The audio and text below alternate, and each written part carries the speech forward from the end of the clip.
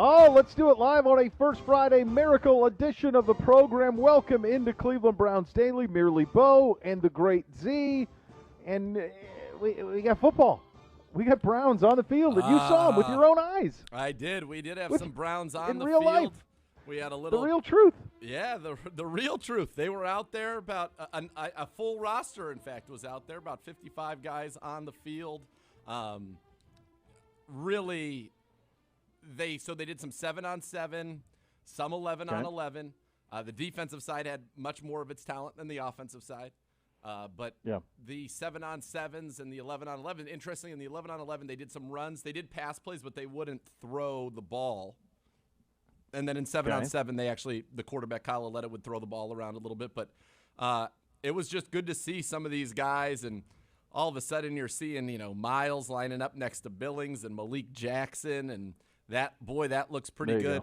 Curtis Weaver had some bully plays on the edge. Oh, Curtis. Yeah, the weave, as I like to call him. Weave was out there. He was impressive to me. The weave. You had linebacker. Well, defensive line.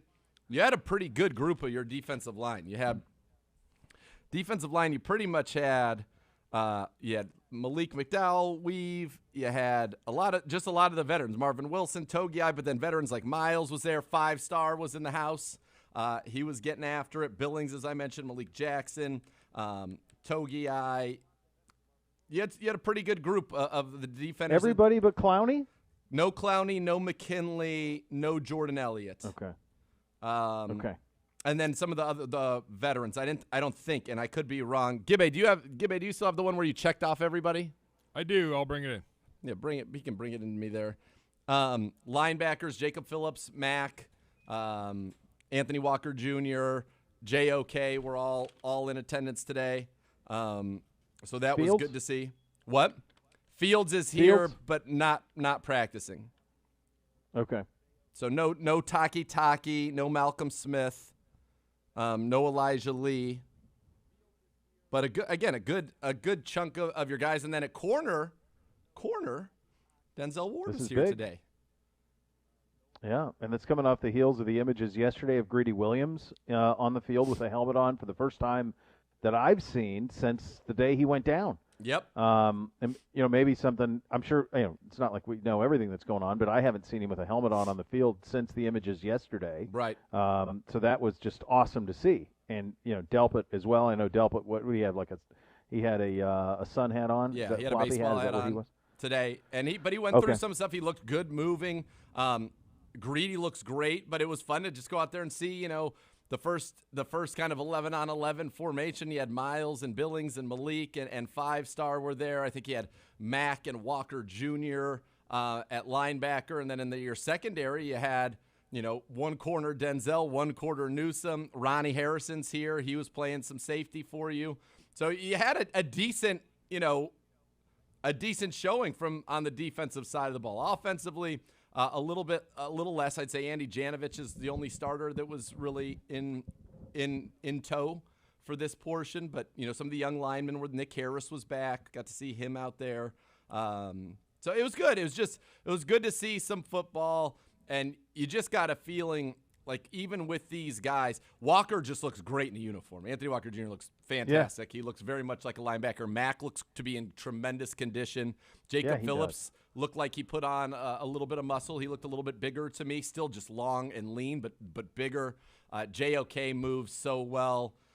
Ronnie looked great. Denzel is great. Just seeing Denzel and Miles out there. I mean, that says a lot to me about those two young players, and I like seeing that. And I think that as things progress, we're going to see more and more of these guys out here and on the field for the Browns.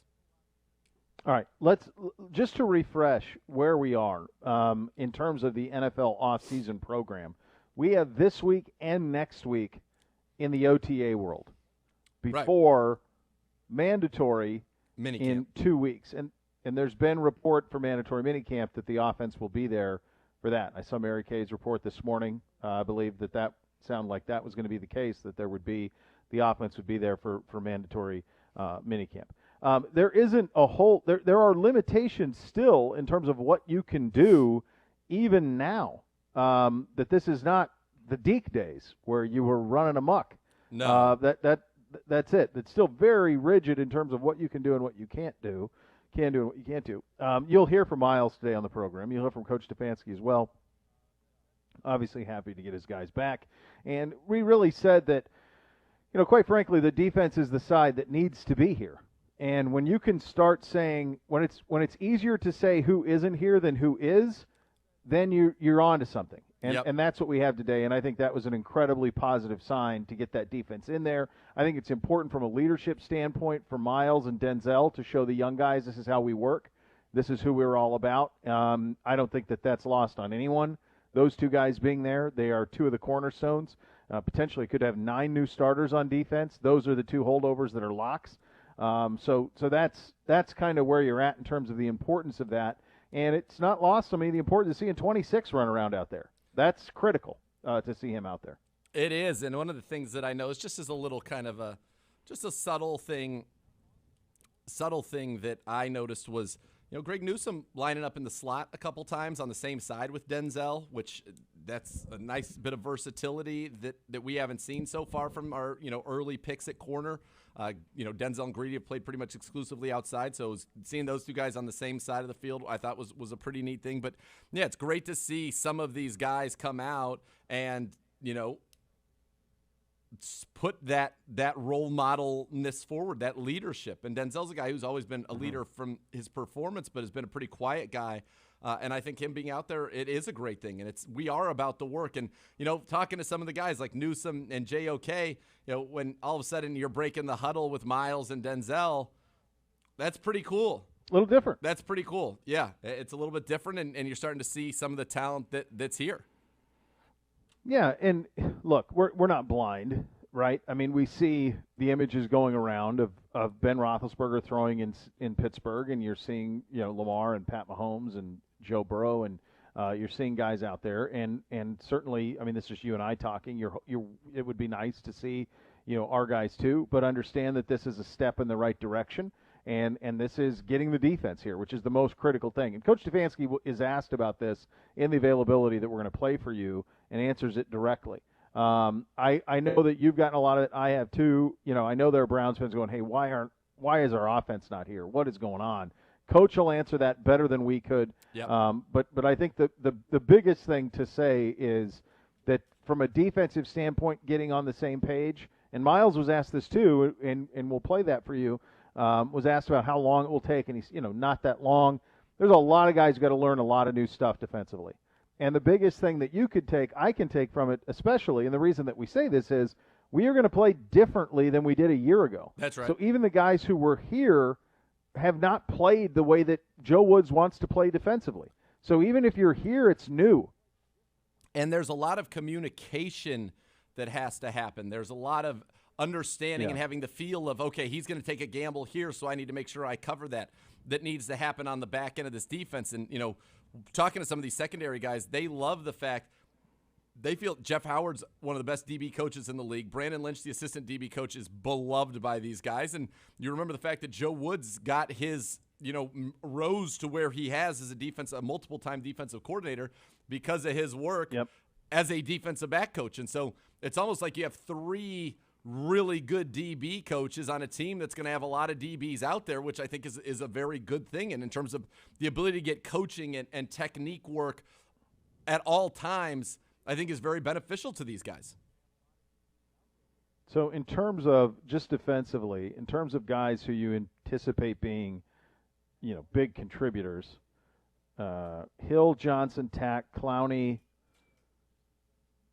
Taki. Guys that I would expect to be, right now that you're saying, all right, who are, probably you feel pretty good about their 53 chances. We'll just leave it at that, right? Yeah. You're talking on the defensive side of the ball. Yeah. On the line, Tack, and certainly Clowney. So Tack, Clowney. Mm-hmm. You would say probably linebackers, Taki. I mean, Malcolm Smith is, now with more people here probably fighting a little bit, but couldn't have been a better veteran contributor last year. John Johnson, Hill, who you mentioned as well on the back end. MJ Stewart, I would mention as well. And Sheldrick Redwine in terms of guys that played last year and made plays of note in important situations.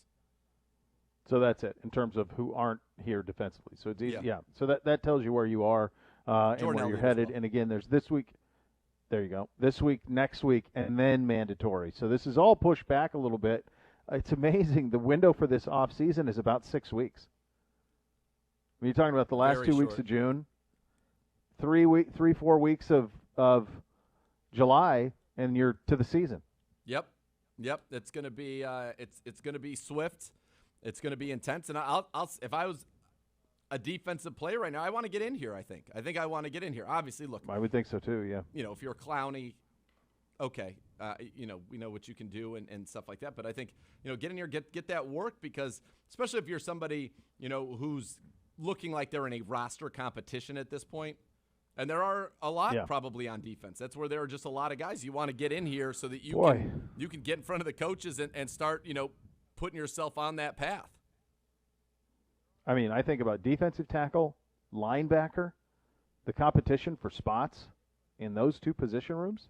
It's going to be really intense. Yeah, like good players who have played likely won't make this team. Yeah. Players who have played in the league. I mean, that's the type of depth that's here and the type of talent that is here. And so, yeah, I mean, your NFL livelihood is on the line a little bit in some of those position rooms. Very much so. And I think you can't help but take notice as a coach. You're human. These are my words, not theirs, but like you're going to know who's there and who's not. You take notes of that, and you try to, you say that you want to be open-minded to all of it, and it'll come to camp and talent will win out. But if it's close, go with what you know. Go with what you know. What's been there. What's put in the work, as they say. I was having a little conversation with Anthony Schwartz, and he was telling me that one of the reasons he chose the place that he did to work out this offseason was that Randy Moss was going to be the guest wide receiver coach for about a month, which is something I didn't know prior to that. So I ended up obviously talking with him quite a bit about that. But I said, what's the most important thing that Randy Moss told you there? And he said, your number one ability is always availability. Yeah. And that's coming from Randy Moss.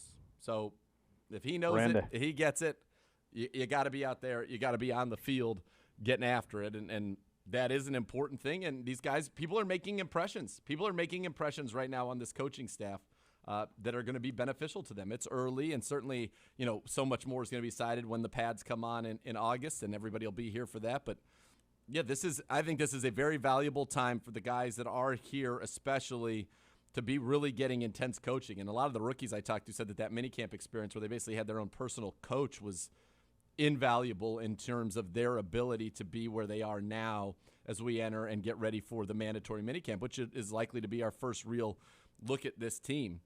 You mentioned that Kevin Stefanski is going to talk about a great many things. One thing he'll talk about is the fact that 2 incredible basketball careers have come to an end on this day. Mike Krzyzewski, Coach K, reportedly stepping down at Duke. Wait, what? Yeah, that's when the did big that one. happen? Just at 1:03, Jeff Goodman tweeted it out. Krzyzewski effective now has decided to retire after this coming season. Official announcement expected soon. The leading candidate to replace him is assistant and former Duke player John Shayer. That's at 1:03 p.m. today, and apparently, or a little bit earlier than that, which we'll hear next. Kevin Stefanski announced that Myles Garrett's basketball career has also come to an end. Well, I thought you were, because initially when I knew you were doing the Garrett, double play there, the double meaning on that with the Garrett, but I thought you were going to go Brad Stevens, because shockingly he moved to the front office of the Celtics today. Yes. And many people thought that he would be, if he was ever going to get back to college, it would be the Duke job that would bring him back to college. So on the day that he moves to the front office with the Celtics, Krzyzewski announces he's retiring at the end of this season. Of course, Coach K would want the full pomp and circumstance with his retirement and all of the honors that would come with that, at every stop being as well he cherished should, and talked about how great he is. Yes. Of course, yeah. He was never going to be somebody, he was never going to do it the Roy Williams, end of the year, all right, I'm done, see you later. Like, he was always going to want the parade. Yeah, there's a little, right. Always going to want the parade. There's going to be a little circumstance, no doubt. Yeah. So John Shire will get that gig, apparently, according to Goodman, huh? Yeah. That's pretty wild. Look, they tried that at Carolina, too. It's Hubie at Carolina and Shire at Duke. So that's fascinating. I guess it was the right timing, because if this was years ago, would it have been, Chris Collins who would have been, the coach in waiting, or what's the little Wojo? Wojo. Maybe. Yeah. Yeah, that little guy. Maybe he could have had a shot at it. So, Boy, in addition to all of that, detest him. Gibby has. Oh, same. By the way, just an incredible failure of Gibby. He says, "Welcome to a football Wednesday." As I retweeted, what is Wednesday? I don't even know that day. I don't know what Wednesday. There's Monday, I don't know why that would be. Tuesday, first Friday, Thursday, Friday. That's right. I don't know anything about what that is. Weird. I don't even know how to spell it. Spelling's so odd too. Did he just punch the keyboard and that's just what happened? He just hit it and it was like that came out that way. Shocking. DNES. Yeah. What words have DNES? I mean, what is that? Makes just no in the middle, sense. without a Can't second even sound S. it out. Yeah, with a second S, sure. Shocking. Sadness. Yeah, very disappointing. Yeah. Very disappointing. You'd think they would have taught him better at BG. By the way, those were your OBM hot topics. Ohio Business Machine, preferred copy provider of your Cleveland Browns. Of all the X's and O's for your office, call 216-485-2000 or visit ohiobusinessmachines.com. Coming up next, Coach Stefanski at the podium. You're listening to Cleveland Browns Daily right here on 850 ESPN Cleveland.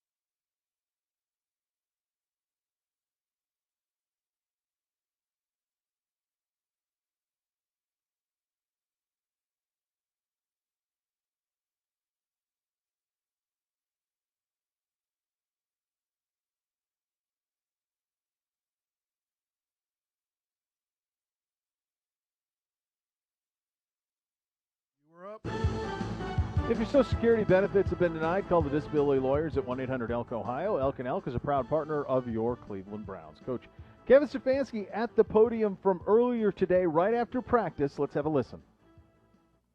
Yeah, good to be out You guys are down on the grass. Got some good work in today with the guys, and now coming off the field, and we'll get ready for our virtual meetings. But excited to be out there with the guys. I thought the work is really good for them. I think there's such a premium on communication.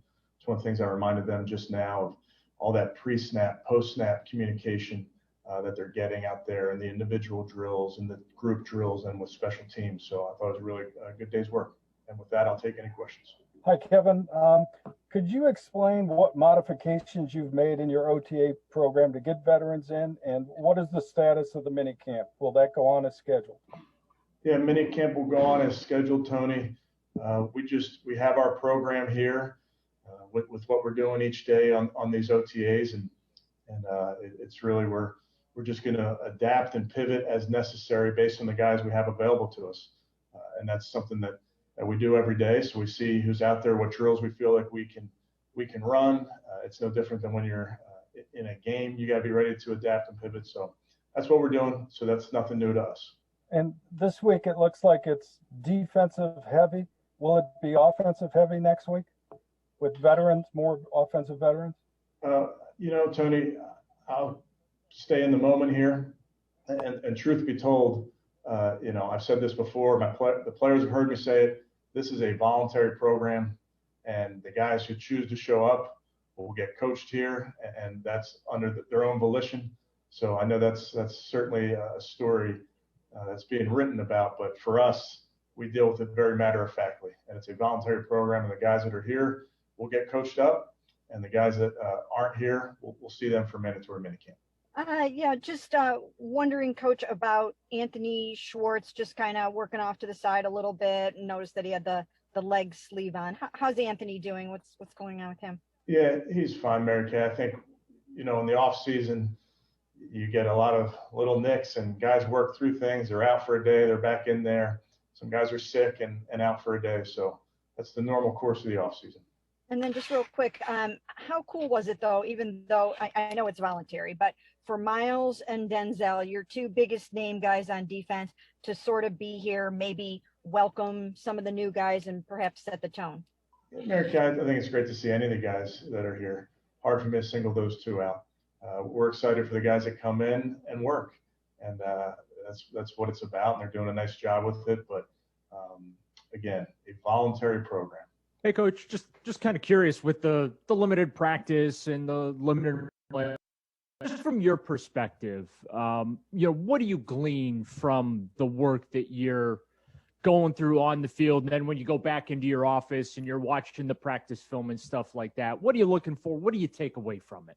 Yeah, Darryl, I think it's been outstanding. I think what we're focusing on right now is teaching. We are teaching, and the pace doesn't have to be full speed. I think the amount of coaching and learning that's getting done out there has been outstanding. So we really value the work you can get done in a walkthrough, the work you can get done in these individual periods, and then these virtual meetings are a huge component to this. So I see great strides being made just from guys getting some really close attention with the coaches. And the sports world's kind of returning to some semblance of normalcy out there. Fans are coming back in the stands. The NFL obviously expecting full houses this year. Just from your perspective as a coach, though, are you getting the sense from the league that this year's training camp is going to reflect more of a normal training camp now, or are you expecting that there's going to still be protocols and restrictions that you're going to have to work through as a team? Yeah, Darryl, I'm hopeful, but I really don't know that far out. But I'm hopeful, obviously, to have our fans out here, have our fans in the building. That's something that I know myself and our players are looking forward to. I'm just asking you, can you quantify how far ahead you are from a year ago when at this time you hadn't even met most of your players? I don't think I can quantify it, but I'll tell you this. The experience of being around the rookie class as much as we have been, I just, again, see great value in that, getting a lot of really good instruction with the coaches. So just speaking to this year, I think it's always good when you can be around your players. Hi. The understanding that this is fully voluntary, are there any players that are not on the field that are still logging into the virtual meetings? And if so, can you tell us who they are? Didi, I'm not going to report who's here, who's not here, who's on the call, but I will tell you that we have very good attendance on those virtual meetings. Okay, and then if I could ask another one, you obviously have a lot of new defensive players, and you're talking about communication right now. So the process right now, is it just figuring out how guys communicate, or are you actually assessing how some of these newer guys play, what their skill sets may be, what you are going to eventually formulate for them? Well, I think it's all of the above. Anytime you are with your players, you're assessing them while you're teaching. But we're in the infancy, and we're breaking the huddle, and we're making the calls based on the formation, making the calls based on emotion and the shift. So that's where you really have to start, and that's where we're starting right now. But in terms of assessment, I mean, I tell the players they're being evaluated every day. We evaluate how they do in meetings. We evaluate how responsible they are on the field, their assignments, et cetera. So never going to miss an opportunity to get better as a team, and that's what we're certainly trying to do.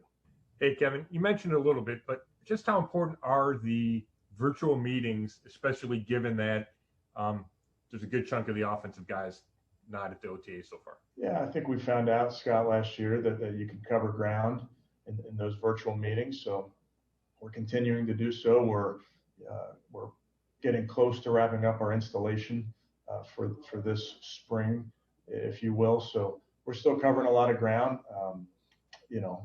All of us have learned to get better at Zoom, and we're still trying different ways to get better. But it's a component of life from last year that I think a lot of people in different industries are continuing to do.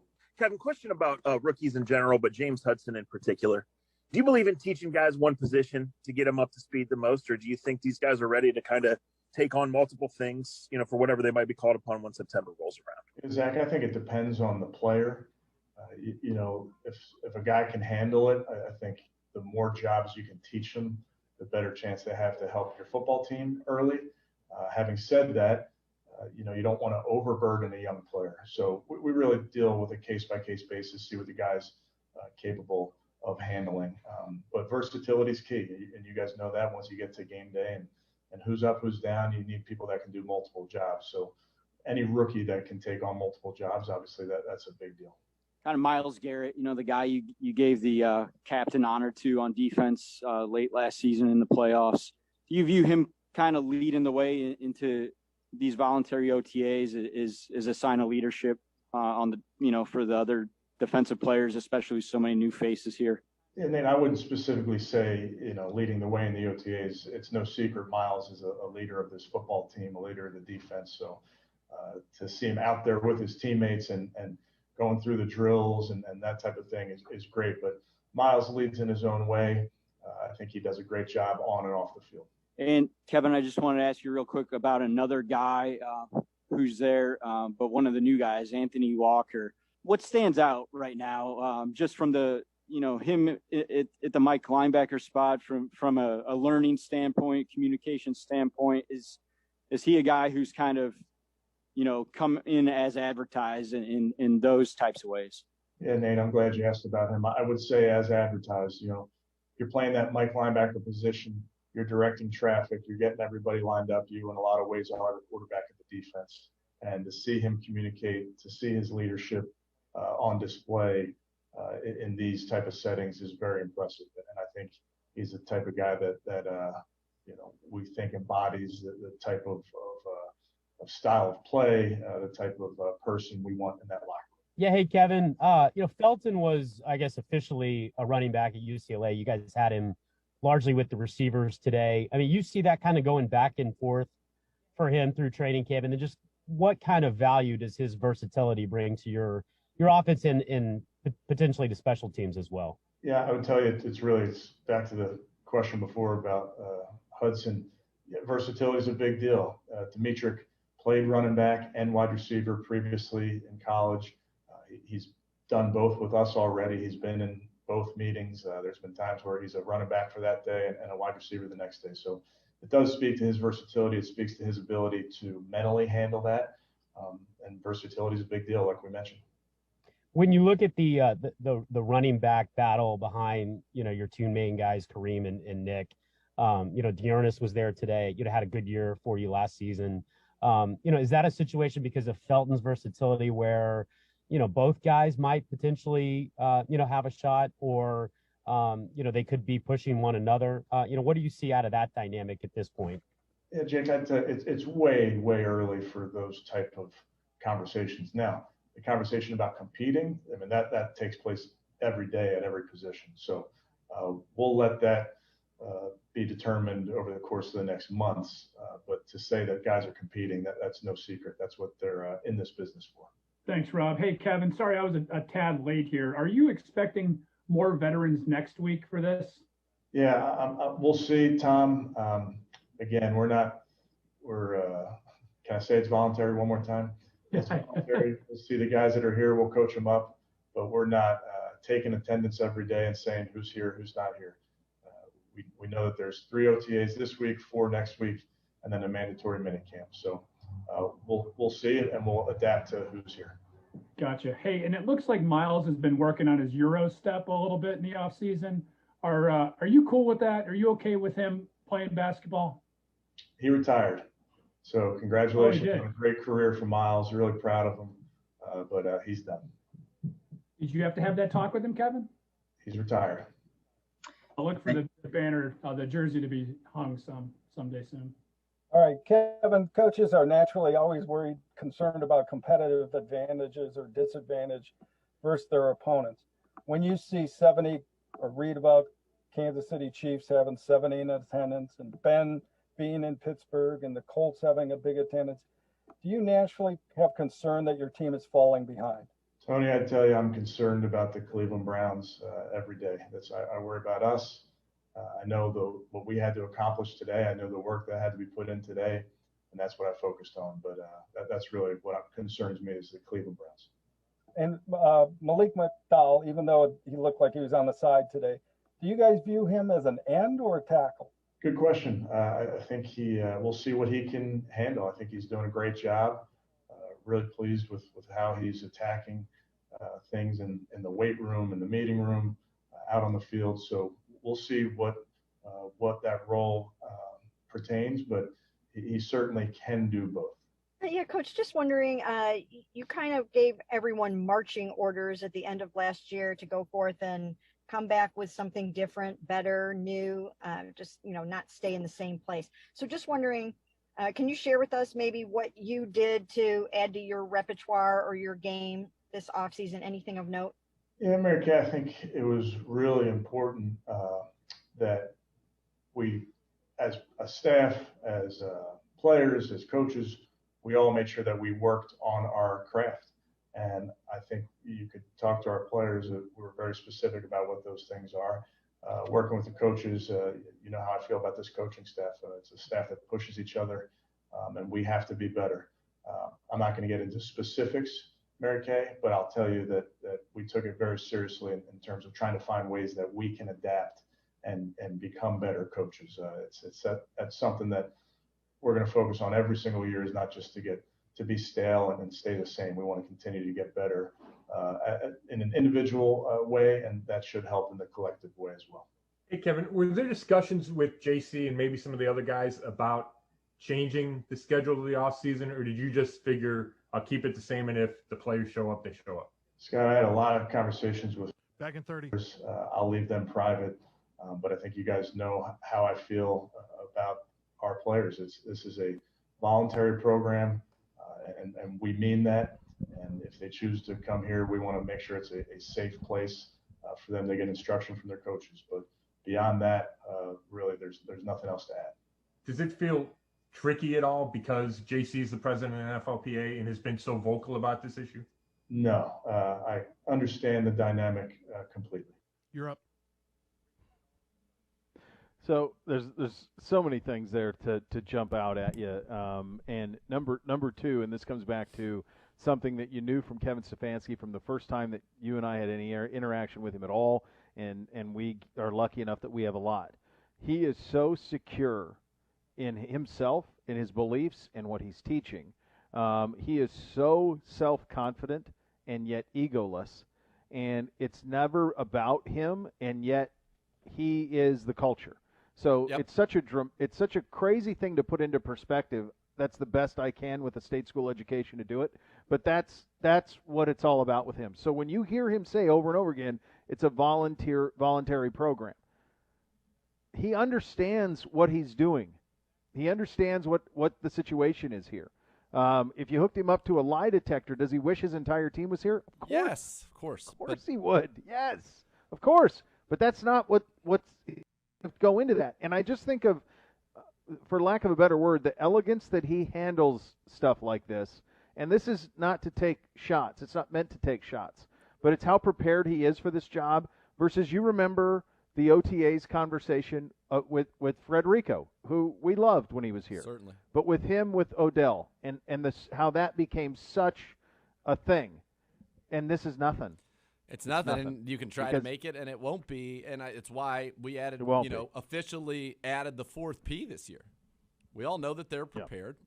We all know they've got a plan. And we all know they have a process to implement the plan. And the poise is incredible.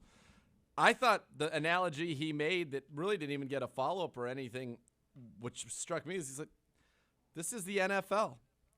The guys that are here, we're going to coach. Just like we played a game in the playoffs without our head coach. We played a game without our Pro Bowl left guard, our Pro Bowl corner, all of them. You played. You got to deal. The guys that are there are going to get coached up and coached hard. Yeah. The guys that aren't, we look forward to seeing them at mandatory minicamp. This is voluntary. It's not worth fighting about. It is they're collectively bargained right. And we're just going to do the best that we can with the guys that are here. And then when everybody's here, we're going to coach them up and we're going to be ready to roll. And he's so good at that. And even the rookies, now that I've talked to all of them multiple times at various points from draft night through rookie minicamp and through, OTAs now, his consistency, his even keel nature, his poise, it is not lost on them. We're not going to get, he's got no fluster.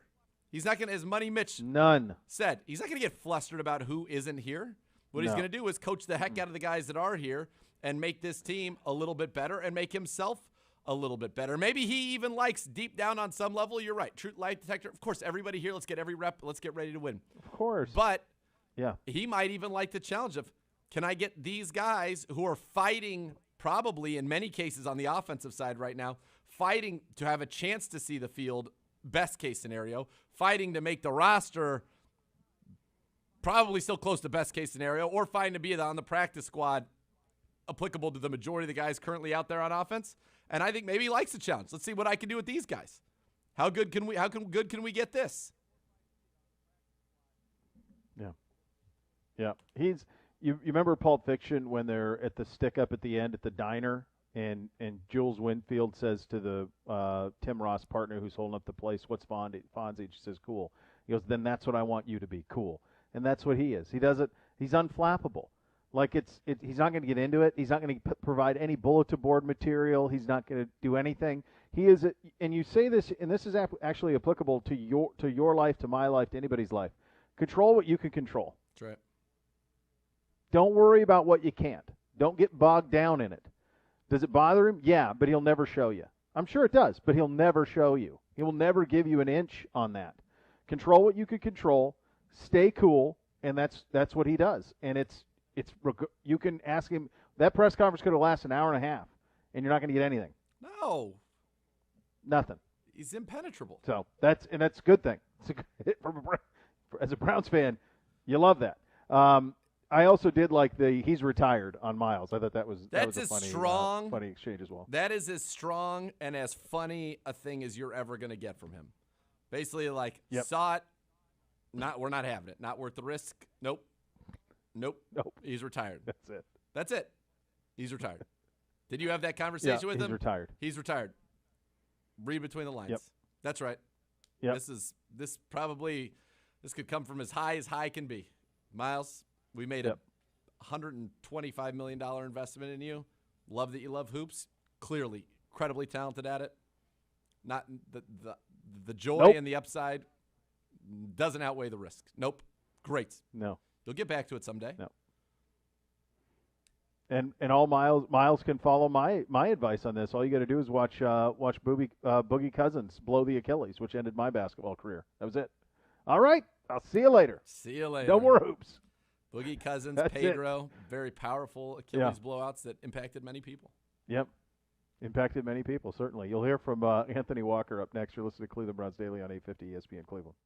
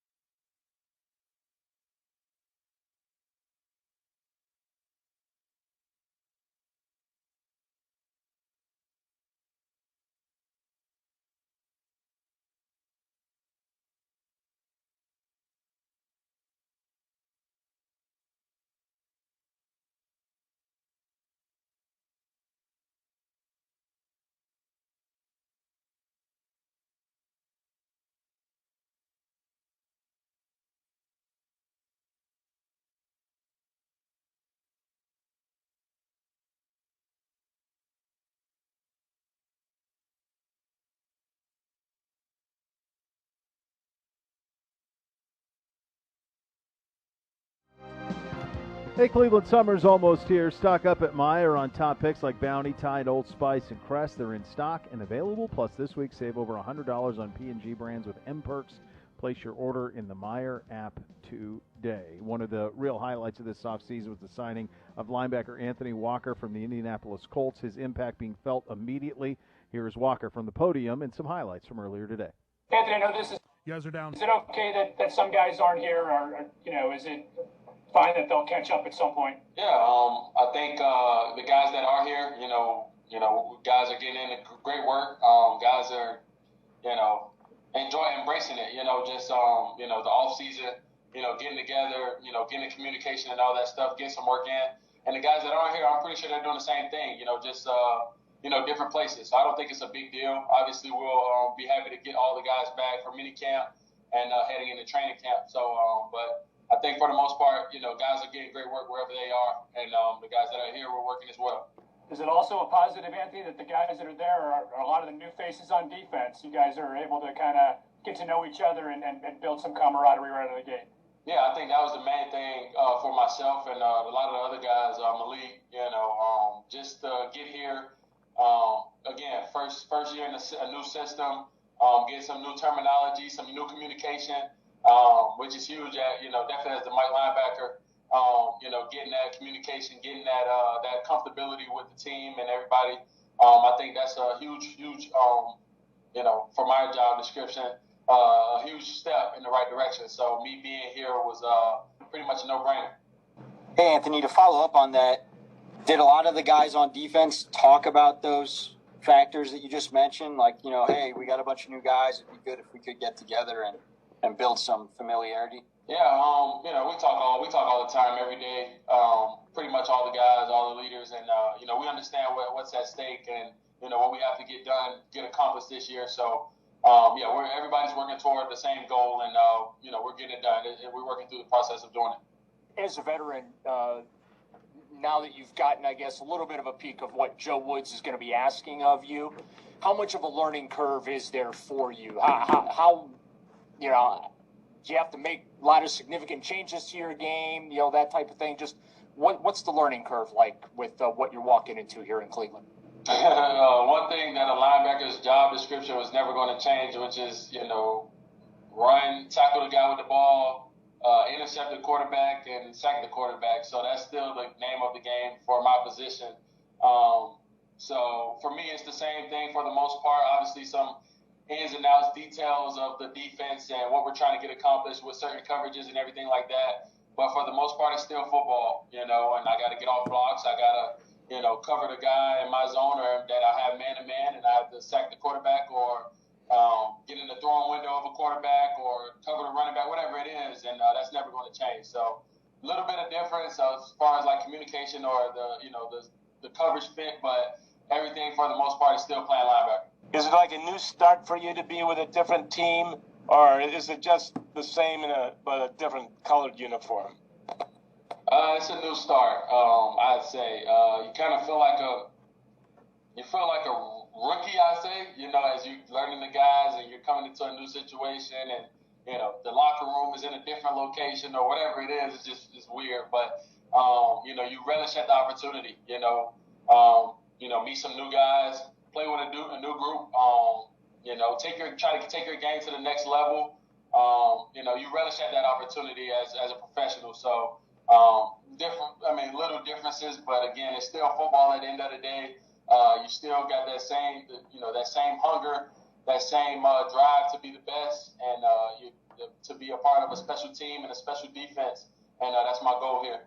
Hey, Anthony, I'm going to go back to what you're talking about, learning a new scheme or system. The best coaches will tailor their scheme to the players that they have, and you are going to have so many new guys on this defense. What's the process right now? I mean, are you having input with Coach Woods? Are you saying, hey, I like to do this, or I think we can do this, or is it too early for that? Like you said, you kind of try to work hand in hand, trying to fit terminology with terminology I've used in the past, and reverting to this terminology and everything like that. It's all a process, and I think that's the biggest part of that I've learned being here during these during this offseason is I need it. I need to be here getting the live look at it with, motions and walkthroughs and going against the offense and all that stuff. It's been huge. I've gotten a lot better, from day one till now, just with all the communication and everything like that, understanding the defense and all that stuff. So, like you said, once all the guys are here and we're going through defense and game plan and everything like that, we'll get everything figured out. But right now, it's my job to learn the fundamentals of the defense, and that's what I'm trying to do now. Okay, if I can ask another one, I know it's super early, but do you have an initial impression on Myles Garrett for us? Freak of nature, honestly. Huge person, huge human being. Probably the most flexible guy, big guy I've ever seen, as far as, the stuff that I've seen him do in the weight room. Strong, all that stuff. He's as advertised as what he is, if I have to say it like that. Just watching him on TV and now being able to be his teammate, I'm much more happy to be his teammate than him sacking my quarterback, in the end zone last year. So, Anthony, with the linebacker room, a lot of people expect just two to be on the field with so many safeties being played, but that room also has a lot of guys that were drafted by this regime, a guy like you that's been paid by this regime. Do you get a sense that this is going to be a really competitive position and maybe, hard to get a lot of snaps? The best player will play, and the best players that help us win will play, and I think that's with any system, that's with any team. You want the competitive juices flowing. You want guys to want to be on the field and want to compete and earn a job to be on the field. And we're all doing that right now. That's our job, to go out and make it hard on the coaches, to choose. And the best 11 are going to play. I always believed in that, especially with, my dad being a coach, he'd always tell me the same thing. I'm going to play the best player. So that's our job, is to go out there and make it hard for the coaches. And I think guys are, putting the work in right now. And, that's our job. And like I said, the coaches are going to play the best guys. At the end of the day, that's winning football. When you have we have competitive depth on your defense and in every room. Linebackers, DBs, D-line. Guys basically, fighting, clawing, whatever for a position, and that's what you want. And again, it's all out of the respect of the game and. To want to be a part of, a great defense. And the great defenses have, guys that compete and earn it. So that's what we're trying to do here. Hey, Anthony, after Greg Newsome was drafted, he called you a big brother when he was talking to us and said he, had a relationship. What was your reaction to him getting picked, and just kind of what do you think he can bring to the Browns? Yeah, it's funny. When I first signed here, he hit me up and was like, congratulations and everything like that. I was like, in my head, I was like, I think he has a pretty good shot of getting drafted by the Browns. I knew where we were picking and everything like that. And I told him, like, man, I think you're gonna be joining me here. And then the day came, and I texted him that morning, like, Cleveland. Like, he was like, I think so too. And then, time goes, and, he's here now. Definitely excited for him. He's earned this opportunity, to be able to, be playing the game at the highest level. He's earned that through his play in college and everything like that. I saw him, dominate, play with a lot of swag, a lot of confidence. I thought he's probably one of the best defensive backs to come through Northwestern, if not the best. Definitely proud of him. I'm excited to see, him go out and compete and earn it. And, a lot of swag, a lot of confidence. That's what he plays with. And, it's going to be hard to catch a ball on him. I'll say that. Anthony, what are your initial impressions of Jeremiah? And does it kind of signal where the game's going, that he's not the biggest guy in the world, but the Browns love how he runs and how he can play in space? Yeah, elite athlete, as far as, explosiveness, quickness, speed, instincts, all that stuff. He has it, all the tools. Now, it's all about, transitioning the game to the NFL level as a linebacker. I think, I struggle with it.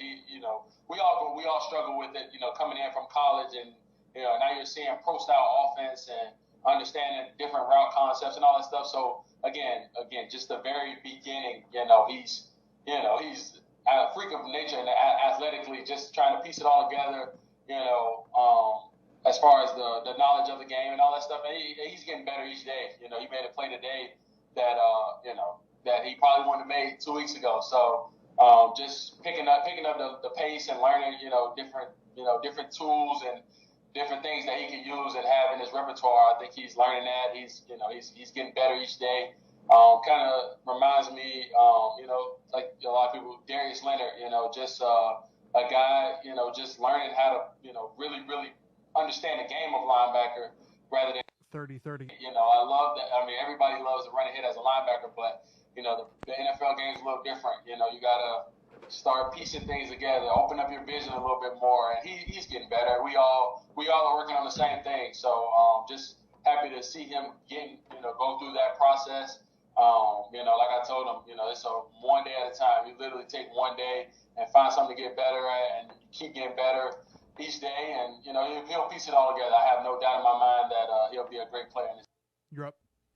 Impressive dude, and I know you said that when you interviewed him. Felt like he was a peer, and he's what, 24, 25 or something like that. Between Anthony Walker and Owusu Koromoa, I mean, that is one of the most impressive. And Taki's a very mature. It's just an impressive room that Coach Tarver's put together, and then you got the young athletes, Jacob and Mac, and a veteran Malcolm Smith was also very impressive in his time here. But Anthony Walker and Jeremiah Owusu Koromoa talk like coaches already, both of them. Mm-hmm. It's kind of incredible. Yeah, he looks cool out there running around. Like he looks like a football player. Looks like a dude. Yeah, he looks like a stud. Yeah. He looks good out there running around. That was very, very good to see. Coming up next, you will hear from one of the franchise cornerstones. He is Myles Garrett. He is back. He was at practice. You'll hear that coming up next. You'll listen to Cleveland Browns Daily on 850 ESPN Cleveland.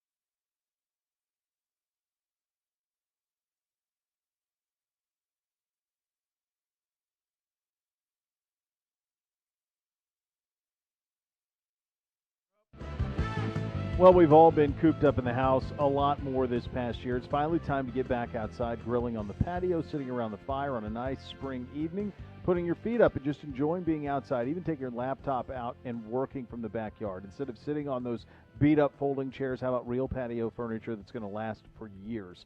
My friends at Northeast Factory Direct have outdoor sectionals, dining sets, fire pits, loungers. You get everything you need for a whole lot less than you'd pay at the other places. Each of their 3 stores in Cleveland, Euclid, and Macedonia stocked with the best deals on outdoor furniture. So stop in, check it out for yourself. You won't be disappointed in the quality or the selection. Or shop online anytime at northeastfactorydirect.com. Before we get to Miles at the podium, within the last hour from a sports news perspective, pretty monumental news in terms of Mike Krzyzewski stepping down as the coach at Duke. This is something where he will coach one more year at Duke, and then John Shire will be the coach in waiting, of course, a former Duke player and assistant, who I believe was born 7 years after Coach K started coaching at Duke, which tells you a little bit about how long he's been there. He's the winningest coach of all time, and it's one of those records that it's hard to imagine anybody breaking it, because it's hard to imagine anybody coaching in one place that long. Yeah, it's a remarkable career. He's on the Mount Rushmore of, I would say, is he on the Mount Rushmore of coaches of any sport, period? Is he one of the 4 most recognizable coaches, period? That's interesting. I think he could be. I mean, he coached the two dream teams, the Redeem team, so he gets kind of that crossover as well. He's been a fixture for 30 years, 35 years. I think I was reading Rovell tweeted 41 years. He's second longest tenure behind Boeheim, but he's been obviously more, even as successful as Boeheim's been, he's been more successful.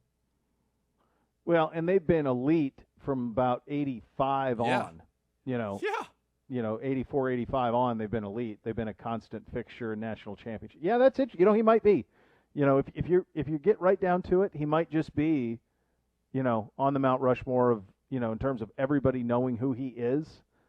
He's probably on that, because I'm trying to think NBA, NHL, nobody in those realms that are currently active would be on it. You'd have Belichick. I suppose Saban would be on it. You'd have Belichick. It's Belichick, Saban, Coach K, and then at least from the modern era, and then you could maybe Phil Jackson or Popovich. Yeah. Because there isn't a baseball manager unless I'm... Yeah, it's a good point out of you. It's a good job out of you. I hadn't thought of it in that way, but I think that's probably a good way to think of it.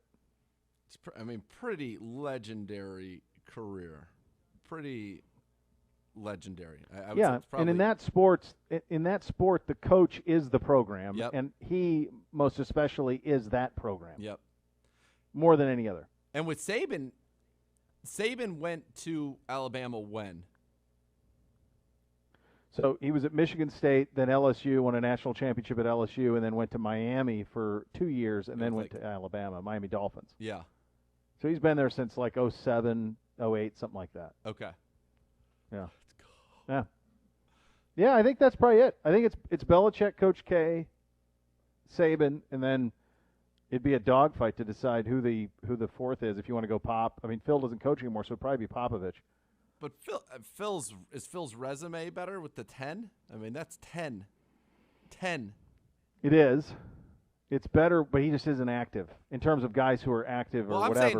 Phil would be the guy. If you just take it, period. Let's go. I would think probably Wooden would be on it. If you go period all time, then Wooden would be on it, and then that's a different conversation. Yeah. But in terms of in the last 30, 40 years, I think you're talking.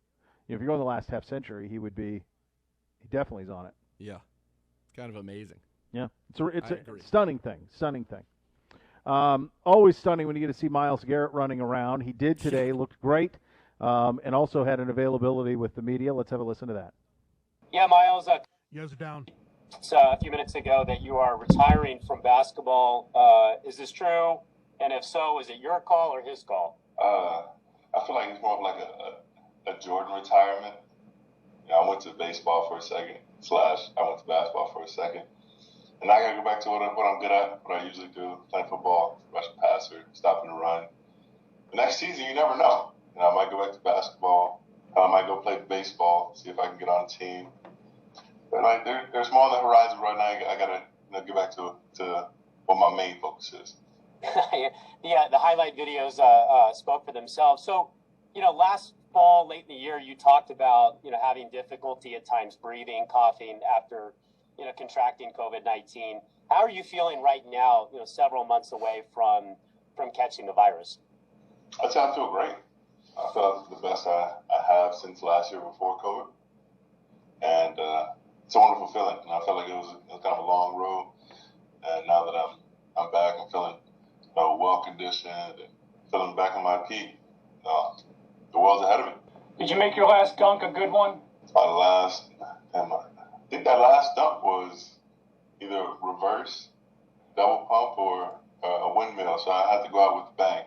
Nice. Hey, how important was it for you to be here? I mean, you're obviously one of the leaders of this team. Why was it important for you to be here at these voluntary workouts?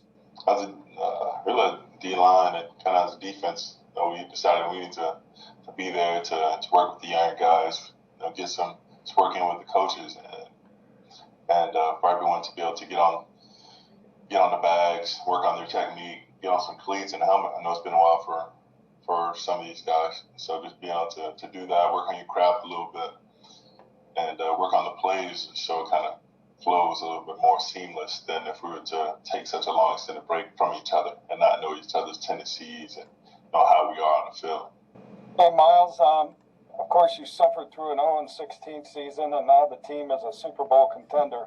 I'm wondering, when you see that the Chiefs have such a large attendance at their OTAs, do you feel the Browns are falling behind a two-time AFC champion? Not at all. I'm glad they have attendance, but just because they're getting work at their facility doesn't mean we're not working just because we're away. Our defense is getting work. Our guys are working on their craft just away from home. We have that freedom and that liberty. And when we get to game one, we'll see who has been gelling better and who's got the upper hand. And I was wondering your first impressions of number 58, Malik McDowell. He's kind of a mystery player, hasn't played in the league for 4 years, but out there on the field, you never know it. I mean, just the physical look of him. What's your impression of him? I don't know yet. He's been held out for a little bit, so kind of waiting and seeing to see how he is on the field. But he seems bright. He seems very attentive into what we're doing. And he likes to ask questions to coach to make sure that he's on. Like when he gets back, he's immediately able to plug and play. So I like that about him already. And I'm hopeful for the guy. I'm hopeful for what he can do for us. Miles, can you just talk about what makes you feel confident about your health heading into the season? That you've overcome the COVID issue, and then also have you talked to a player like Andrew Billings, who opted out last year because of asthma? Can you kind of relate to what he went through, knowing that you suffer from something sort of similar? Yeah, I mean, I don't blame him for doing it. I have asthma as well, and that's probably why it hit me so hard. So just going into it, I feel like we got the vaccine, we have another year of protocols to keep our players, our staff safe. So now I feel like it's up to us to get the job and the work done. And guy like AB, I don't think he has any worries of how it can be taken care of. And he has many different avenues he can take to remain healthy and keep his family safe. And I'm just glad we can all get together for this time and work on getting to know each other. Yeah, Miles, obviously the other videos we see a lot, you work out as a lot of, obviously pro athletes do. Is it possible to quantify or explain how much more work can you get done here in Berea at OTAs versus the work that, people are doing individual? Is there a big gap between those two? I wouldn't say there's a big gap between your work away and your work here. I feel like when you're away, you have to hold yourself accountable. You have to be on yourself about how good you want to be. That's about pushing yourself as far as you want to go. Here you have people for that. I mean, they can't want it more than you. You'll never get to where you want to go. So just being able to, hopefully, when you're away, have some friends and family who can help push you when you're feeling low, or just keep you on the right path. That's that's a big thing if you're away, if you're traveling, or if you're staying in another state, country, whatever.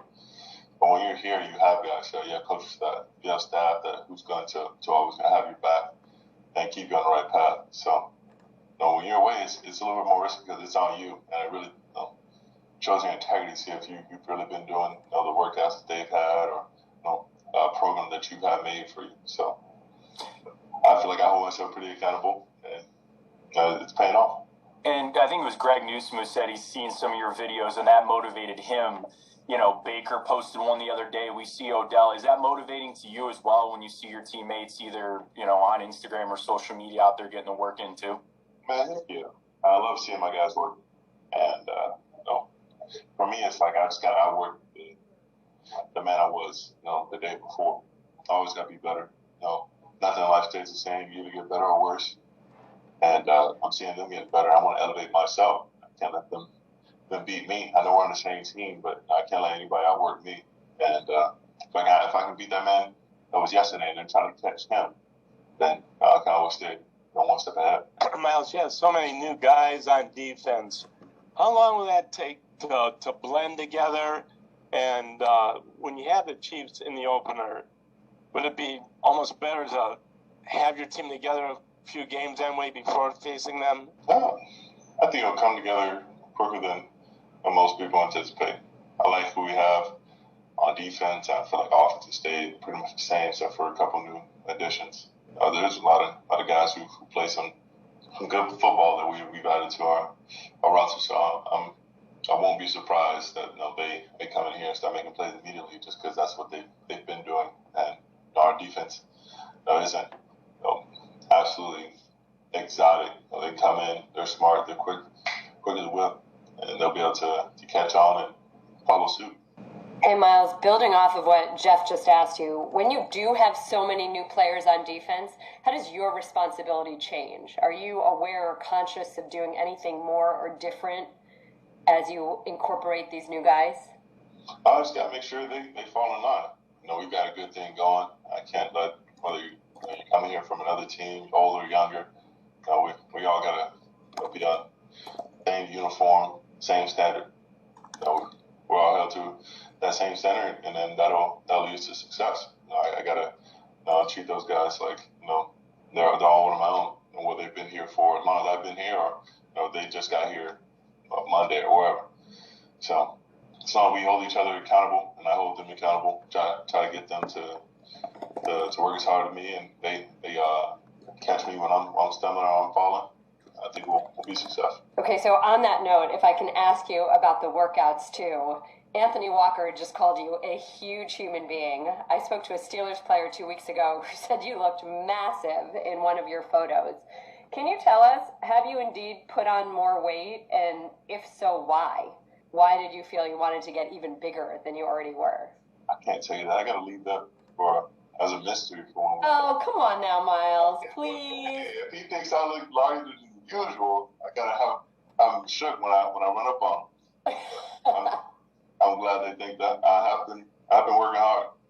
I've been trying to elevate myself, every year, and I think with how I have been working, the progression, 1-2 times a day for 4 or 5 days. I think it's gonna pay off big time. But I don't think I've lost any speed, so I don't want them to get any ideas I'm a little bit slower. But that's not the case.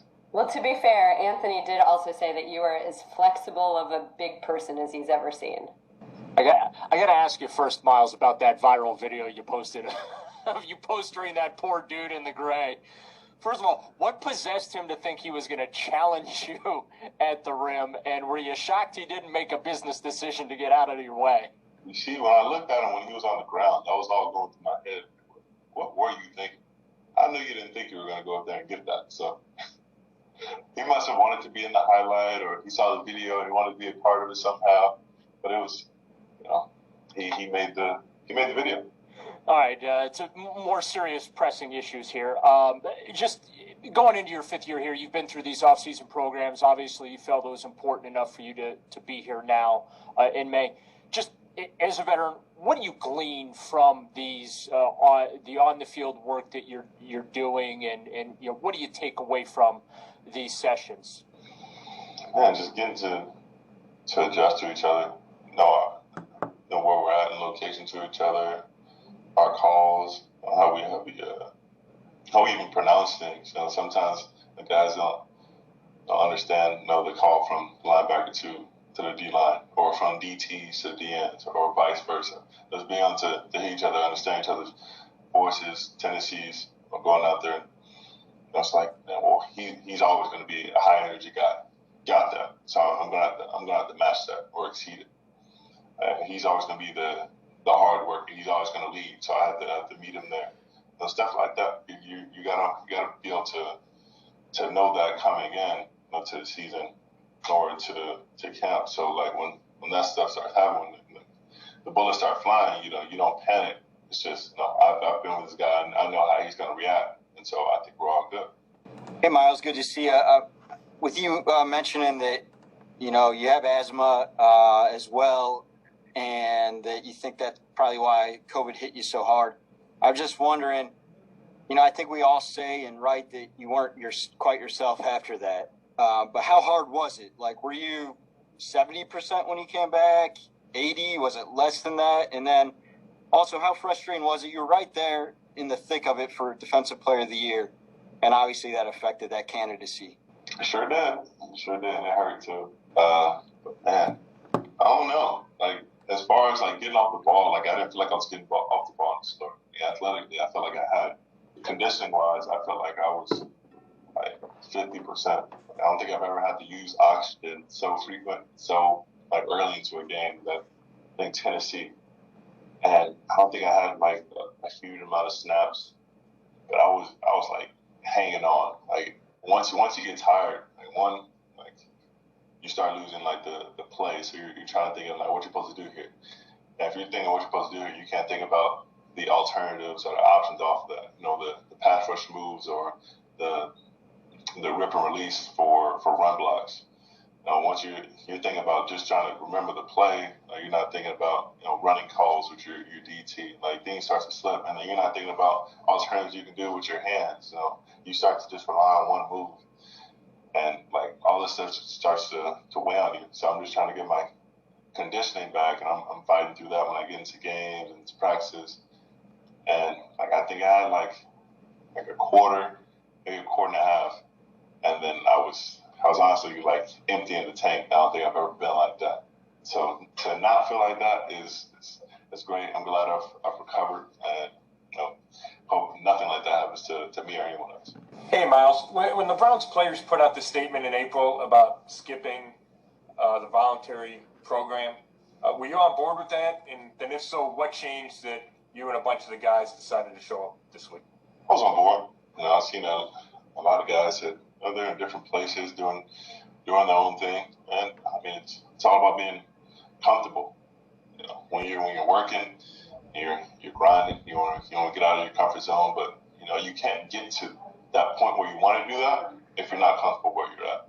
And so I have no problem with guys being somewhere they feel at peace with their mental health and mental stability, where they feel like they're in a good place with their family, their friends, and they can give their all. So I was completely on board with how the guys felt, where they wanted to stay. As long as we got back and we got some work, and we didn't lose out on anything. We were able to still communicate, get on Zoom calls, still get in on meetings. So nobody was just losing it as far as the playbook, and we weren't losing out on the meetings with coaches. Does it go the other way? Like JC has been so vocal. Is he comfortable with you and so many guys showing up for these? Yeah. I mean, he views it as our choice, it's not like we've been here the whole time. Right? We came in, we wanted to get some work in together, and that's what they've been doing. They've been getting some work in together, it's just away from the building. 30. I don't think they're working any less hard than we are, so it's just a different place. I feel like, getting in one place with the rooks, the younger guys, everybody in the same building, that hasn't happened. So we like to make that happen for a little bit so they can get adjusted. All of the guys are big mostly. They're intact. One group that stayed the same pretty much. These are the guys we felt like we had to start that a little bit earlier. And I think it's going to work well for us. you guys back up? Well, the table is certainly set for him, isn't it? In terms of everybody around him, the improvements that have made defensively, his natural improvement as an athlete, as a player, the things that we've seen, it's the table set for what should be a monster year for Myles Garrett. It is absolutely set for a monster year, and Adam Shine said he could set the sack record. We've heard a lot of people say Defensive Player of the Year, and health is there.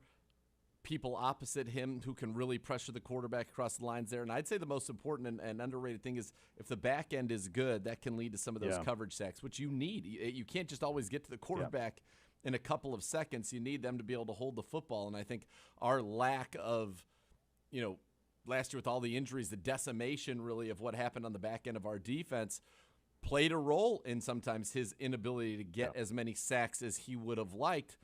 But he was still incredibly disruptive. Now the table is set in terms of talent, scheme, all of that, and the fact that you're likely to be on a team that's going to be playing with a lot of leads, so teams are going to be throwing the ball a lot late in games where you can go and have some of those 3-sack bonanza-type games because you need some of those to get into the 20 range. You need those big days. You absolutely do. Obsessing over something like football can be a problem. If you're obsessing over gambling, it can be dangerous. Do something to take your mind off it. Find a hobby, perhaps. If you want some tips, go to keepitfunohio.com for great ways to keep gambling fun. Greg Rosenthal, the NFL Network, will join us coming up next. You're listening to Cleveland Browns Daily on 850 ESPN Cleveland.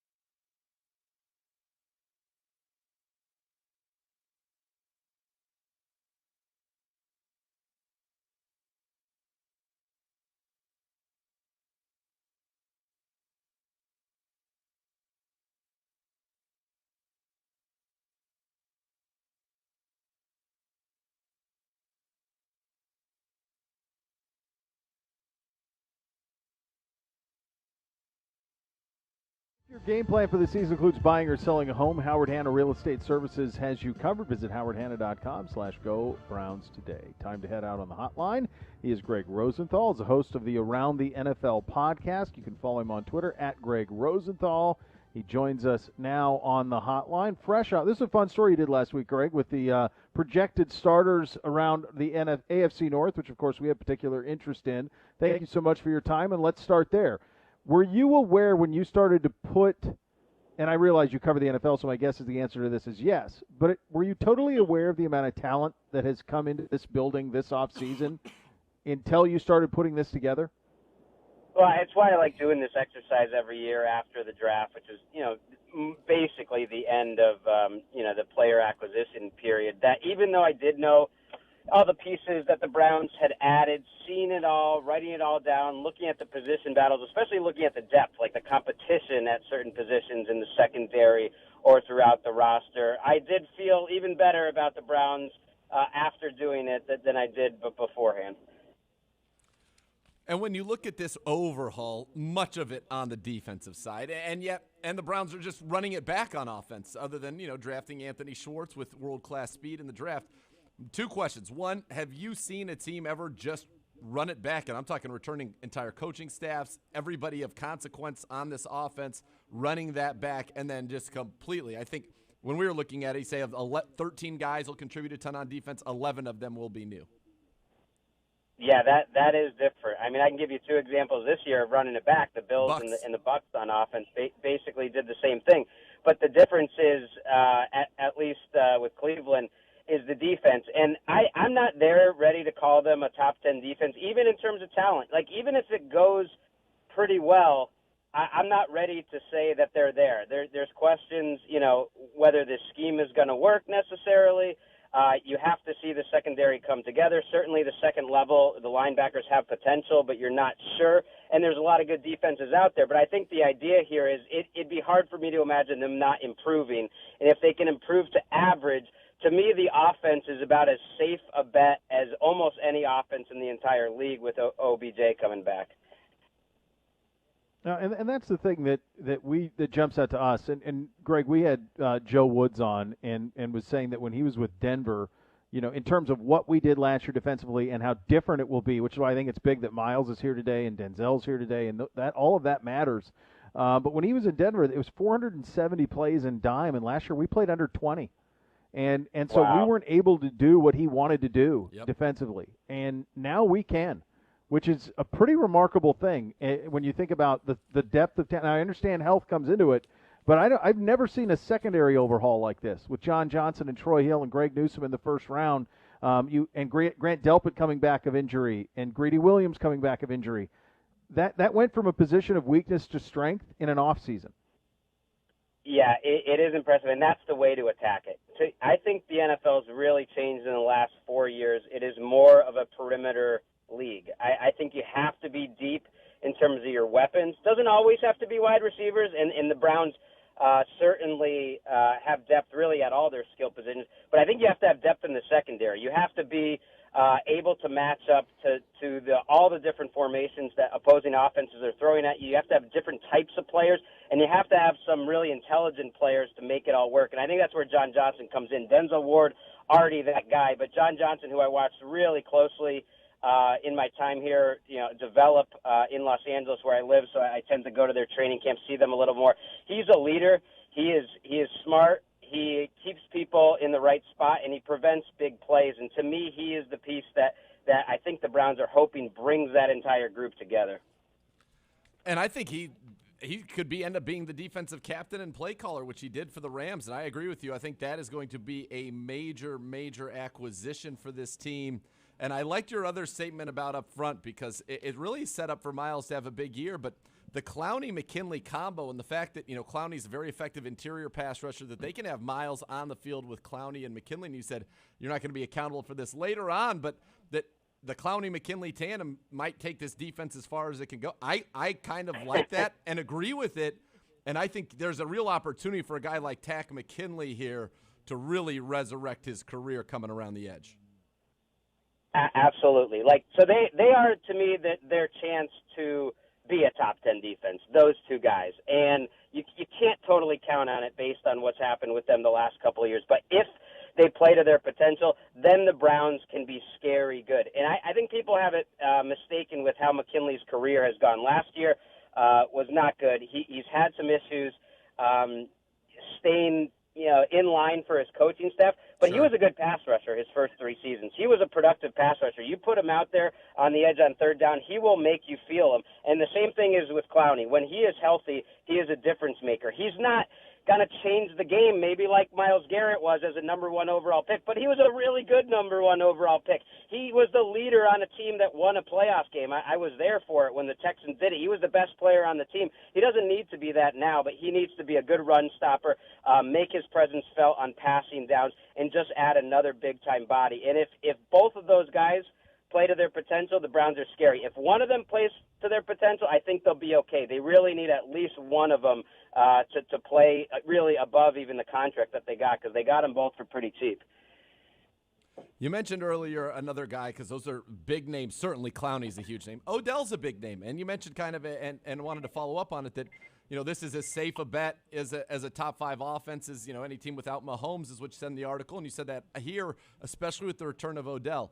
You're clearly not in the camp of people, and neither are we, for the record, in the camp that say, oh, the Browns are better without Odell Beckham. I think that's crazy, and I realize he hasn't been, 2013-14 Odell, 2015 Odell in a while, but he still has that. And if you just put on the tape from the Dallas game a year ago, he helped to win that game for the Browns single-handedly in some respects.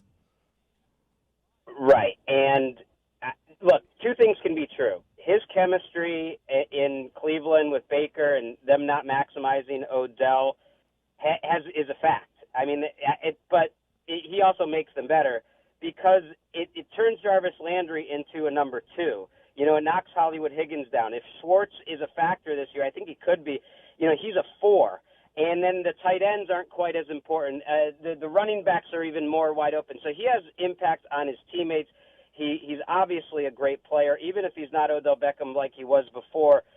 Like I said, you need to have a depth of talent. And one of the reasons I think they're so safe is they've proven they can be a top 5 type offense without Odell. Yep. And I always look at the offensive line first, and offensive lines are very hard to predict. But they are bringing everyone back on what I thought was the best offensive line in the league. So to me, worst case, I think that's a top 5 offensive line. And if that's your base, and you got the best, backfield, I think, in terms of running backs in the league, then that's a really strong base to build from, and Odell Beckham can help put you over the top to another level. You don't even need to get to another level, though. Their offense was that good last year. And, Greg, what we're all getting to here is this roster build that's happened. And it's a remarkable thing, and it took a village. I mean, this started with Sashi Brown and then John Dorsey and then Andrew Berry now the last couple of years. And what he's done in these last 2 offseasons have been nothing short of sensational in terms of him going exactly what the needs were and getting those things and tackling them and put in position. And now you look at this roster, and from your perspective, Nathan and I talk about this all the time on the show, and it's hard, I think, sometimes for Browns fans to hear because it's been tough here for a couple of decades. And it's almost like, please don't say that. But we look at it feels like a top 5 or 6 roster in the league to us from a talent standpoint. You can't control injuries, I get it. But in terms of who's here, and you mentioned the depth, it feels like it's all here for that. Yeah, I agree. And I've been wrong about this before. I remember when the Falcons was coming off an NFC championship when they lost at Super Bowl. I thought that was the best roster in the league. They make it to the divisional round the next year. Sometimes you can get fooled. But doing this exercise, I think they're absolutely the top in the top 5 in terms of rosters. In terms of having the least identifiable weaknesses, I think it's more important to have a good offense than it is a good defense in today's NFL. Offenses don't fluctuate as much, so I think that's in their favor. Offensive lines, I think, can make or break a team. That's in their favor. And, like I said, a couple things can be true. They can have one of the 5 or 6 best rosters. It doesn't mean you're guaranteed to win 12 or 13 games. Right. You know how slim the margins are in the NFL. A few things go wrong, a few injuries, and you're fighting to stay over 500 and everything. But I think they have put themselves in as good a position as possible, something I would have never expected 2 years ago, especially going into this season, that this rebuild would go so quickly. It's It's stunning, and we're certainly going to enjoy it. And you feel like the people running the show, whether it be Barry, Stefanski, Paul DePodesta, understand that they're not looking for just a one-time thing. They're looking to make this a long-term, sustainable football program here. And we were talking earlier, Kevin Stefanski spoke today, Greg, and have you seen a coach that young just kind of come in and I'm sure there are other very successful examples, and we hope that the Browns will be that as well, but that have just changed the culture, and he has. I mean, the way he handled, for example, questions today about who were at OTAs, who weren't, markedly different than some of the situations we've dealt with in the past here with the Cleveland Browns. But what are your thoughts on Kevin Stefanski and the fact that you have this roster on paper, but you also seem to have a coach who's a top program builder, play caller, and just kind of guy leading your football operation? Yeah, I'm really excited to see him in his second season. He has all the team building aspects to the job, at least it seems like it, that I think are so hard to measure before a guy gets hired and yet are so important. So it reminds me a lot of two recent hires, Sean McVay and Sean McDermott, who I did a great job flipping their cultures pretty right away, and you could tell right away. And it wasn't just their schemes. Their schemes were great, and I think that's important that they added a big-time advantage there. But they were calm in how they handled everything. They were measured. They did it methodically, and they had the respect of their locker room. So those are two recent examples. And I think Stefanski, he's his own guy. His scheme is obviously a little different, but I think he's along those two guys. And when you get a guy like that, you hope that you can have a 7-8 year, whatever it's going to be, window, like McVay has started to. Since he's shown up, he's led them to the top 5 team in wins. They haven't gotten over the hump, but I think that's kind of where Stefanski is pointing towards. Greg Rosenthal is our guest, NFL Network writer, joining us on the hotline. Go ahead, Z. Greg, I wanted to just jump in, and one of the things you mentioned, and we kind of glossed over, but Nick Chubb and Kareem Hunt, and you mentioned it, best running back tandem in football, and I quote, "It's not particularly close." I just want to throw something out here. I'm going to try to do it. I usually lead the witness. I'm going to try not to lead the witness in this case, but we are having another NFL pundit on, and what they had done was rank all the position groups on offenses in the NFL on a scale of 1 to 5. And the Browns running backs naturally got a 5. Do you think anybody, if the Browns get a 5, can anybody else in the NFL have a 5? Is that as fair? I can ask the question, Bo. Did I do a good job not leading him right there? Well, if you wouldn't have said all that, I think you would have been. I know. I'm trying to think who are the best other backups in the league. I mean, the reason why it's so easy for me to say it's not close is in terms of his playing style, I've been a huge believer in Kareem Hunt since the day he entered the league. What he did in Kansas City was awful, to get him released from the team. But when he showed up in Cleveland, to me, he was the same player. And I think that's a top 12 to 15 running back. And Chubb, to me, is in the mix for the top overall. Everyone likes different flavors. I love Chubb, a guy that can make you miss in small spaces. So he'd probably be my number 1. So 2 of those guys on the same team, I don't think anyone is really close. You need Zeke to come back in Dallas and play really well to get there. For the Cowboys, I really like their backup, Tony Pollard. But I can't think of another backup, another really true backup that's in the same league as Hunt, and there aren't many number 1s in the same league as Chubb. Greg, that's why we love you, because the first thing you said is, well, you went to the backup situation. And typically you go, Derrick Henry is good as Chubb, and that's just a matter of what flavor you like, but you went straight to the backup, and that's next level. We appreciate that. It's a tandem. I'll get you out of here on this one. As you went through this process, give me a team that when you went through their depth chart and their projected starters, who's better than you initially thought, and one that was worse off than you initially thought. I'll give you 2 for better. The Falcons might be trading Julio Jones, so that's an asterisk. I think their offense could really be great even without him.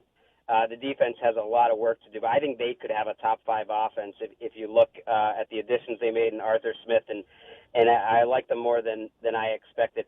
Just because it's a Browns show, I'm going to throw out the Steelers just because I feel like everyone has given up on this Steelers team and thinks they're going to be an embarrassment when Mike Tomlin's never had a losing record, and they have the bones of the number 1 defense in terms of DVOA in the NFL last year, and they have among the best group of talented players around Ben Roethlisberger that he's ever had. I know there's questions on the offensive line, but I kind of trust their self-scouting that it's not going to be totally terrible. So that's bad news for the Browns. Don't you guys think even Browns fans might be assuming that this is more of a two-way race in the AFC North than it really is? I think we just did this, Greg, last week on the show, and I think I had Pittsburgh like October roster power ranking like 15 or something like that, 14 or 15 in the league, somewhere in that vicinity. I can't remember exactly. And I just, I understand they're the enemy, but I just have so much respect for what they've done. And to your point, they just haven't ever fallen off a cliff. I would probably put them higher. And that's why I worry about the Browns in terms of their Super Bowl hopes. And the Ravens, too, could be thrown in this because, man, this division is hard. A couple things go right, and that Steelers team, I'd probably have them even 10 or 11. I think they're a little better. I know Roethlisberger's a big question, but I still think they're a pretty good roster. I have all three of those teams around 10 or 11. I didn't answer your team that I thought was a little worse. I'm going to go Rams. I'm not sure they're better than they were a year ago, and I know Stafford's an upgrade, but I think everyone sees that quarterback move, and they just think, okay, this team goes from being the 10th team in the league to the third or the fourth. And I don't see that. I don't think the rest of their roster got better. I think their defense is set up to regress. And I think they're kind of a borderline playoff team right now. And yet I think a lot of people are looking at them as possible Super Bowl favorites. So that's one team I think has some real significant holes to it. Yeah. One team I really want to quickly get your opinion on because they're so tough for me, and that's the Miami Dolphins. And obviously, much like you said, Roethlisberger, I think, is a huge question mark. And as somebody who got to see him live in that game at the end of the year when the Browns beat them in the playoffs, I would say certainly he is. But Tua is every bit that big of a question mark, I think, in Miami. And yet you look at the wide receiver talent with the addition of Will Fuller coming in there and Waddle, and think about what they did on defense a year ago. Is that a team that if, let's say, you dropped Matt Stafford on that Miami team, they might be worthy of all that hype, right? Right, because I really believe in the coach. Sometimes I learn from doing this exercise, the roster's one thing, but some teams add up to be more than the sum of their parts. I thought the Dolphins in Flores' first year might have been the worst team in the league in the offseason. And, they end up almost competing, for the playoffs practically. They win 6 games. They overachieved at that. Same thing last year. Didn't see it on paper. Man, they're tough to beat. You almost have to play them and see them play every week to understand that they remind me a little bit of those early Patriots teams that you didn't quite get how they were pulling off what they did, but they did it. So I give Flores a lot of love. Tua is a heady quarterback. Sometimes those quarterbacks start out a little slowly. He does not have the physical traits that are going to blow you away. He reminds me a little bit of Eli or Alex Smith coming out where it took them a minute to get going, and they weren't huge difference makers, but at least they became solid starters. I think if you're a Dolphins fan, that's kind of the track that you hope Tua's on, where those guys had big second-year leaps where they were solid their second year. He might not be the difference maker, though, that Justin Herbert is, and that's tough because Herbert went one pick later. Yeah, absolutely. Great stuff, man. Appreciate your time. Thanks for giving us a little bit of it today. Thanks, guys. Appreciate it. All right, good stuff. That is Greg Rosenthal of the NFL.com. Still so much more to come here on Cleveland Browns Daily on 850 ESPN Cleveland.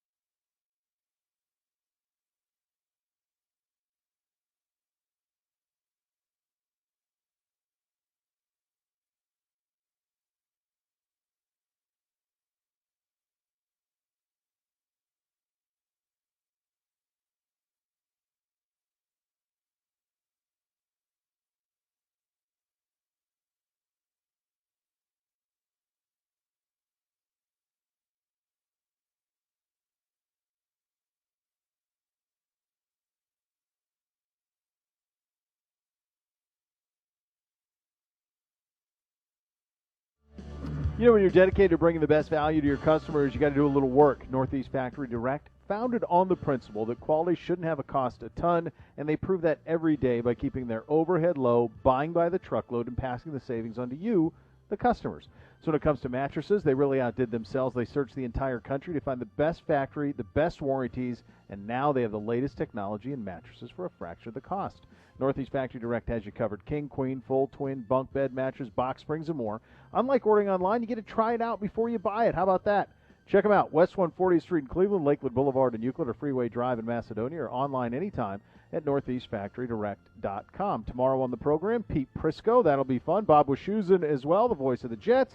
The next level is coming up next. We're back.